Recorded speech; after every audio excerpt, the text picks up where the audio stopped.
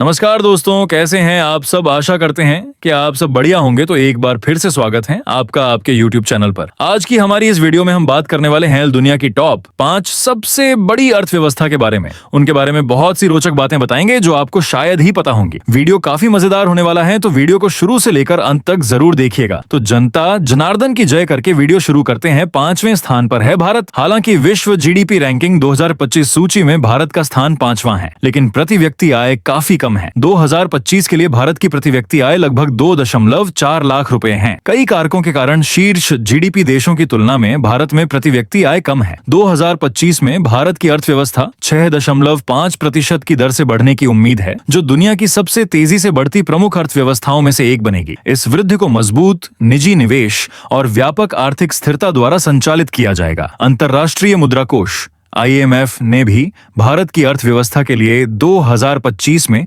6.2% की वृद्धि का अनुमान लगाया है, जो वैश्विक और क्षेत्रीय समकक्षों की तुलना में मजबूत वृद्धि बनाए रखेगी। IMF के अनुसार पिछले दशक में भारत की GDP दोगुनी हुई। 2025 में अर्थव्यवस्था 4.3 ट्रिलियन होगी, जो जापान और जर्मनी से आगे निकल जाएगी। चौथे स्थान पर है जापान की अर्थव्यवस्था। एक अत्यधिक विकसित मिश्रित अर्थव्यवस्था है, जिसे अक्सर पूर्वी एशियाई मॉडल के रूप में जाना जाता है। 2025 के लिए IMF के पूर्वानुमान के अनुसार यह वर्ष के अंत तक नाममात्र GDP के साथ साथ क्रय शक्ति समता द्वारा दुनिया की 5वीं सबसे बड़ी अर्थव्यवस्था होगी। ये 2025 में नाममात्र के आधार पर दुनिया की अर्थव्यवस्था का 3.7% था। अनुसार देश की प्रति व्यक्ति GDP $55,678 होगी। अस्थिर मुद्रा विनिमय दर के कारण अमेरिकी डॉलर में मापी गई जापान की नाममात्र GDP में तेजी से उतार चढ़ाव होता है। G-Samair का संस्थापक सदस्य और OECD का प्रारंभिक सदस्य जापान विकसित देश का दर्जा हासिल करने वाला एशिया का पहला देश था। 2018 में जापान आयातक और निर्यातक दोनों के रूप में दुनिया में चौथा सबसे बड़ा था। देश में दुनिया का चौथा सबसे बड़ा उपभोक्ता बाजार भी है। जापान काफी व्यापार अधिशेष चलाता था, लेकिन 1980 के दशक से विनिर्माण क्षेत्र में गिरावट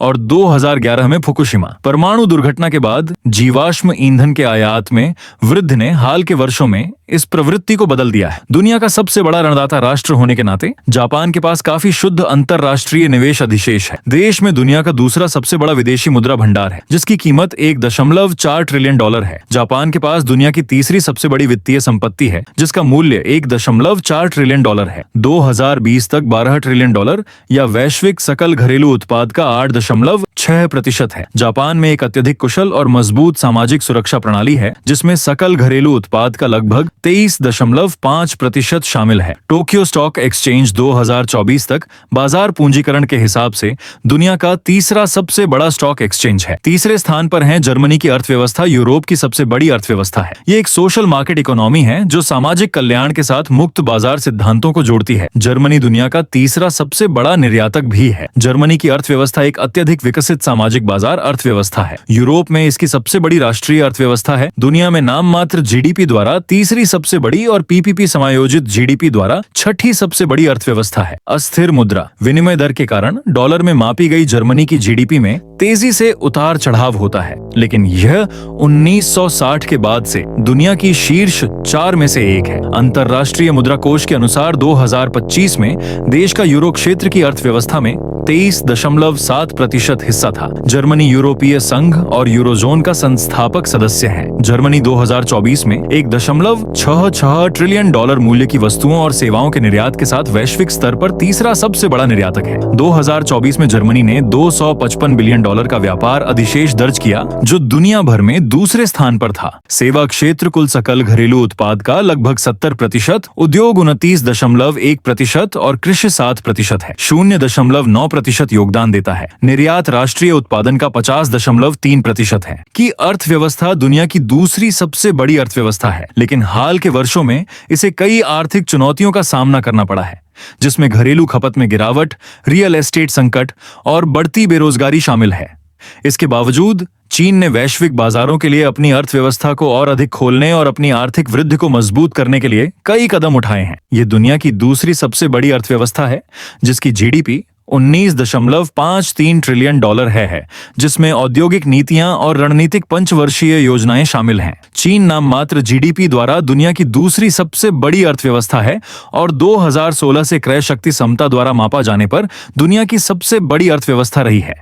चीन 2022 में पीपीपी के संदर्भ में वैश्विक अर्थव्यवस्था का 19% और 2022 में नाम मात्र के संदर्भ में लगभग 18% हिस्सा था। अर्थव्यवस्था में राज्य के स्वामित्व वाले उद्यम और मिश्रित स्वामित्व वाले उद्यम शामिल हैं।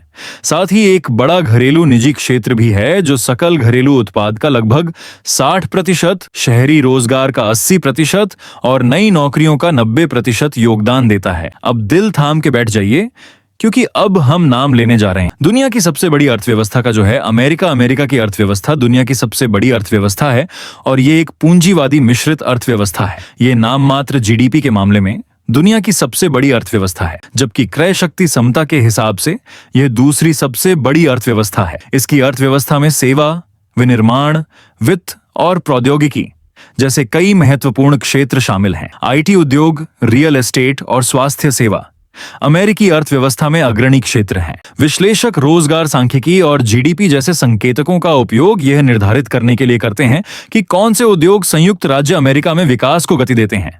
जीडीपी के हिसाब से 2025 में 30.51 ट्रिलियन डॉलर के साथ अमेरिका दुनिया में नंबर 1 देश है। जीडीपी प्रति व्यक्ति 79,011 डॉलर है। अमेरिकी अर्थव्यवस्था का अधिकांश हिस्सा व्यक्तियों और निगमों द्वारा नियंत्रित होता है और अर्थव्यवस्था का यह हिस्सा एक मुक्त बाजार अर्थव्यवस्था है। हालांकि सरकारी विनियमन के कारण यह मिश्रित अर्थव्यवस्था बन जाती है। सरकारी विनियमन के कुछ उदाहरण न्यूनतम मजदूरी, सरकार द्वारा वित्त पोषित स्वास्थ्य सेवा और टैरिफ हैं। इसी के साथ आज का हमारा ये सफर यहीं तक था।